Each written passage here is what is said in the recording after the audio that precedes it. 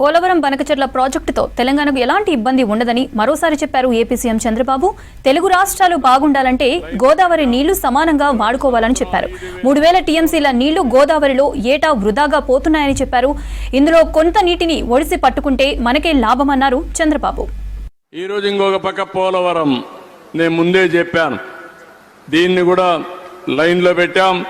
పోయిన సంవత్సరం 5,936 కోట్ల రూపాయలు ఖర్చు ఇచ్చారు. అవన్నీ ఖర్చు పెడుతున్నాం. ఎట్టి పరిస్థితుల్లో 2027 జూన్కు కానీ కొద్దిగా లేట్ అయితే డిసెంబర్కి కానీ ప్రాజెక్టు పూర్తి చేసి జాతికి అంకితం చేసే బాధ్యత ఈ ఎన్డీఏ ప్రభుత్వం తీసుకుంటామని ఈ సందర్భంగా హామీ ఇస్తున్నా. జరుగుతుంది, జరిపిస్తాం. అది జరిపించడమే కాకుండా పోలవరం బనకచెర్ల రాష్ట్రానికి రాయలసీమకు గేమ్ చేంజర్గా అవుతుంది. గోదావరిలో నీళ్లున్నాయి. మొన్న కూడా నేను ఒక మాట చెప్పాను, అటు తెలంగాణ వాడుకోవాలంటే వాళ్ళు కూడా వాడుకోవచ్చు, ఆంధ్రప్రదేశ్ మనం వాడుకుంటాం, ఎవరికి ఇబ్బంది లేదు.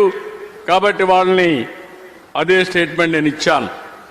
ఈ రెండు రాష్ట్రాలు, తెలుగు రాష్ట్రాలు బాగుపడాలంటే గోదావరి నీళ్లు వాడుకునే అవకాశం ఇద్దరికీ ఉంది, ఇద్దరు వాడుకునే అవకాశం ఉంది. 100 సంవత్సరాల చరిత్ర చూస్తే 3000 టీఎంసీ నీళ్లు సముద్రంలోకి పోతున్నాయి.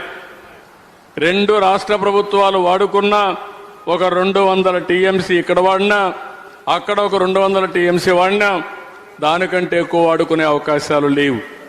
ఆ విషయమే నేను చెప్పాను, దానిపైన వర్కౌట్ చేస్తున్నామని చెప్పి